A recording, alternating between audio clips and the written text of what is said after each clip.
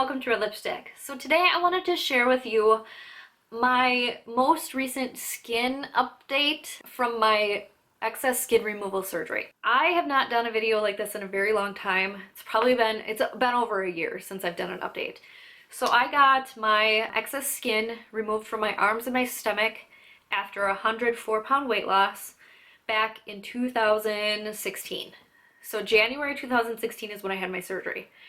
I had my surgery 3 years after I lost 104 pounds, so I was able to keep the weight off for 3 years and decided to get the surgery. So in this video I want to address the most commonly asked questions that I get on all of my either weight loss or excess skin removal videos. First of all, I want to point out I have not done a video in over a year because I did get pregnant 9 months after I had my surgery. So I was told I was infertile at about 23 years old. So my husband and I had been trying to have a baby for a very long time, and it just hadn't happened. It had been about 3 years and nothing, and so at that point I just decided to get the skin removal surgery because it didn't look like we would be having a baby. So ironically, 9 months later after I had the surgery, we did finally get pregnant, and it was just an amazing thing to happen. So I haven't shared my skin or the way anything looks since before I was pregnant. It's not that I'm uncomfortable about it or anything, but my body has changed significantly because I had a baby. I gained weight, obviously, but my stomach didn't retain too much weight, but my arms got quite a bit bigger. So I will be showing you my before and after pictures right before I had the surgery, so what my excess skin looked like, and then after surgery, and then here in this video I will be showing you what my skin looks like now after having a baby. My son is now 8 months old. I have only lost about 20 pounds of the baby weight and I put on 40 pounds, so I still have 20 pounds to go. So keep that in mind. This is my arm currently. And as you can see, the scar is still pretty bad. I had a lot of complications with my surgery. This is the right arm. And as you can see, it almost looks bruised still. There is a big old bruise on my arm there from an injection I take for migraines. I take an Imitrex shot, and yeah, that's what that did. Anyways, this almost looks bruised right now, but it's not. One of the questions that I get asked constantly is how my scars are doing. Unfortunately, I had a lot of complications after my surgery, and I will link you to all of these videos, the playlist, if you want to watch them. I was allergic to the stitches that they use to close up my incisions. So I rejected the stitches, and I had large areas like right here where the skin opened up because the stitches fell out because I rejected them. My body was allergic. So you can see all the areas where the stitches were rejected. It's the same thing on my stomach. I had the same problem. So unfortunately I went with open wounds for a while. The doctor wanted them to try to close up on their own, and it took about a month and a half for them to do that. So I went with a month and a half having open wounds on my body. And when they finally did close up, this is what they ended up looking like. Another question I get asked is if I use anything on my scars to help. And I do. I use Mederma, the intensive night cream, every day, and it's not helping. Like I said, I will link you to my past videos. You can see in my skin update videos that my scars look pretty much the same now than they did 2 years ago. So they haven't really improved at all with the Mederma. I use bio oil as well to massage the scars to kind of try and break down the scar tissue. But again, they just kind of look like this. That's what we're dealing with. So I am going to show you my stomach scar as well so you guys can see that. Okay, so first of all, before we look at my scar, this is my belly button. Sorry, I have like pants marks here. This is my belly button, and as you can see, this also rejected stitches. So you can see up here is a giant like scar tissue, and then I have a really tiny belly button hole. I had my belly button done twice, and both times it rejected 2 different kinds of stitches. So this is just what it looks like, unfortunately. Okay, so here's my stomach. As you can see, I have this little area here from the excess baby weight, which actually isn't too bad, but I do need to lose that.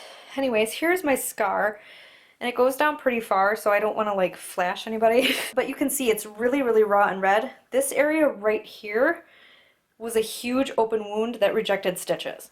So that's why that looks like that. but this side is relatively okay. So you guys might notice I still have a lot of stretch marks, and that is another question that I get asked a lot, is if they are able to remove most of the stretch marks and stuff like that. It really depends upon your body and where your stretch marks are, how many you have, how severe they are. So for me, what they did was they removed the bottom portion of my stomach and then stretched the skin down from the top. So any stretch marks I had that were on the top are now all over my stomach. They obviously can't remove those. They removed the skin from like the inner portion of my arm here. So any stretch marks I had over here are still there. Not a big deal. It depends upon how you feel about your stretch marks. If they really bother you, there are other options that you can also do if you have the surgery. I didn't really dabble into those options too much, but I do know that they have them, because I personally am not bothered by the stretch marks. I was more bothered by the skin. I don't ever intend on wearing anything that's really gonna show my stomach bare anyway, so it doesn't matter to me. I'm not insecure about the stretch marks or anything. So the question that I get asked probably the most frequently is, who was my doctor? And can I recommend her to you? So, about this, I would never recommend my doctor to anyone. I did a ton of research before I got this surgery. I researched doing it in other countries. I researched all kinds of doctors throughout the US. I chose one that actually was relatively close to where I live because she had amazing reviews. She had a whole binder of people, photos of people that she had done. I got to see all of their work, well, her work, and she was so friendly, and I felt like I really clicked with her. And I realized, unfortunately, after the surgery that it was all an act. She wasn't that way after the surgery at all. She made a lot of weird comments like after the surgery that bothered me. When before the surgery, she was extremely complimentary. She said the nicest things to me even while I had the saggy skin. She told me I was beautiful. She said to me that certain parts of my body she didn't feel like needed any work. So she was complimentary towards my assets. And she was just really nice at the beginning.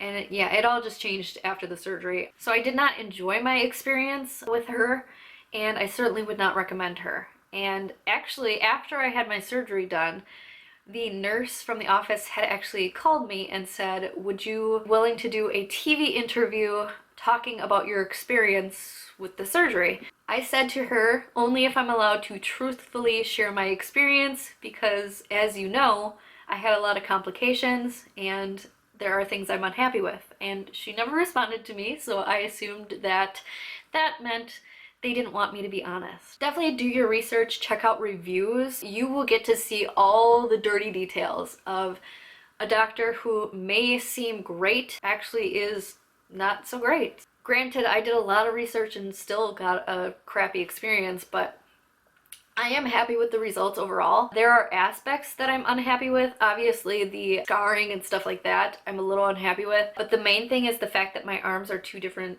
sizes. She missed a large flap of skin on my right arm, so my right arm is significantly bigger than my left.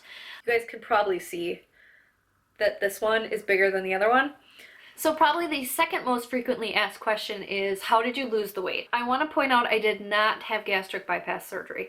That's something that I think people assume when they comment on my videos and stuff, but I want to point out that I did not have gastric bypass.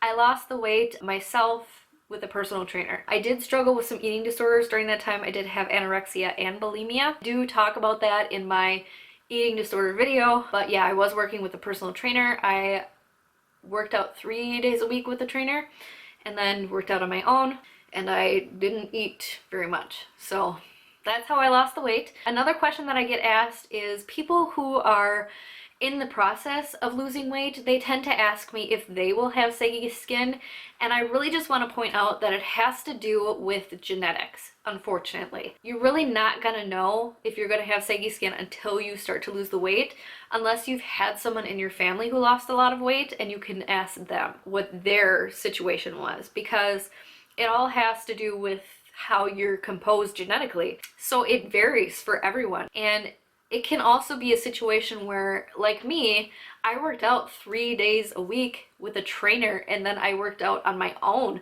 So I was working out a good 6 or 7 days a week. and yet I still had significant saggy skin. So it's not necessarily having to do with exercise. You can exercise all you want and you can still have saggy skin, so it depends. I think the question that seems to be on most people's minds, and that I do get asked quite often, is how much was the surgery and how did you afford it? So first of all, I had both of my procedures done at the same time. So I had the abdominoplasty and the brachioplasty, so the stomach and the arms. Procedure in total for both, I had them both done at the same time, and that's another thing I want to touch on real quick. Definitely go to a doctor who will do the procedures at the same time. I can't say this for if like you have a heart problem or any other conditions like that. They may need to do the procedure separately, so it depends upon your health. But if you're a healthy person like I was, I had no real medical issues, I had good blood pressure, checked out fine. So if you're in good health and they tell you that they can't do the procedures together, they are trying to get money from you. When you have the procedures together, you pay for the doctor doing the procedures, you pay for the supplies, and you pay for the anesthesiologist, and then anyone else who's in the room, like nurses and whatever. So if you're having two separate procedures, you gotta pay for that stuff twice. You're paying for the doctor's time. Again, you're having the anesthesiologist come back a second time. You're paying for two sets of supplies. It's extra money is what they're getting. So I only checked out places that said that they would do the procedures at the same time because it saved money. So, price. Again, I want to point out that this all depends upon where you're going. Some places are cheaper. Even in the United States, there's not just one price for this stuff. It varies by city even. But I had my surgery done in Wisconsin. So the arms cost $7,000. And the tummy cost $6,000, so it was approximately $13,000. I had to put a $1,000 down payment down to hold my surgery date, and that needed to be paid either by credit card, check, or cash. The rest of the payment had to be paid on the day of the procedure. How did I afford it is the question that people seem to love to ask. So first of all, I want to point out that I have a job. I have 2 advanced degrees. I am in the medical field and I've worked very hard to get where I am. I achieved success in my career at a very young age and I've been doing very well ever since. So I could afford the procedure because I had a steady income, and also I saved for an entire year previous to getting the procedure. So I saved for all of 2015 and had the surgery in January of 2016. So I was able to save up the money and pay for the procedure on my own. A lot of offices do have something called Care Credit, where you can apply essentially for a medical credit card. You can use that credit card to pay for medical expenses, for plastic surgery. You can get it LASIK with it. You can also use Care Credit at a lot of vets offices if you have a pet who got sick. I did find that a lot of offices also had their own payment plan that you could sign up for, and they would help you extend your payments for like a year or something with no interest. That's another thing about Care Credit, is it's no interest for 12 months. And the same thing with some of the other places that have their own credits. You guys might notice that my comments are disabled in most of my videos, and that is because people were just being really crappy. They were saying stuff about me having gastric bypass and that I didn't work for my weight loss, which is completely untrue. I didn't have gastric bypass. Not that there's anything wrong with gastric bypass, but it bothers me when people say stuff that's not true. If anyone is watching this who has left me a rude comment, just know that I think you're pathetic. You're hiding behind a computer screen leaving a rude comment to someone that you don't even know. When it comes down to it, all the mean comments that I've gotten have been really just wrong, completely wrong. So I can't even be upset about it. For example, one lady told me I need dental work. Do I? Do I need dental work? I don't think so. She told me that I shouldn't have spent my money on my skin removal surgery when I needed dental work. Another guy had left a comment that said that I would be punished forever for my gluttony and would never find a husband, and I've been married for a year and a half and I have a son, so explain that. One of the weirdest comments I got was a girl who clearly didn't know that I could interpret Spanish, and she left a comment in Spanish that told me my arms were still monstrous. I just kind of laughed at that. I'm like, I know I have bigger arms for a girl, but they're not monstrous by any means. People. Other than that, I don't get too many rude comments, to be quite honest. Those are the only comments I can remember. I think 3 rude comments out of how many years I've been here on YouTube. That's pretty good. So I think those are all the questions I can think of that I get asked the most. If you have any other questions, definitely leave them down in the comment section and I will answer them for you, probably right away down in the comments. You can always email me too. A lot of people do that if they're uncomfortable kind of leaving a question down there. In the info box, my email address is always in there. Feel free to do that and I will get back to you as soon as I can. I hope you guys enjoyed this video. I hope it was helpful to anyone who is perhaps thinking about the surgery, has had the surgery, or is even in the process of losing weight. I wish you the best of luck. It is an amazing thing to lose weight and it is so difficult. I understand what you're going through. You are amazing. You can do it. If you haven't already, please like and subscribe and have a great day.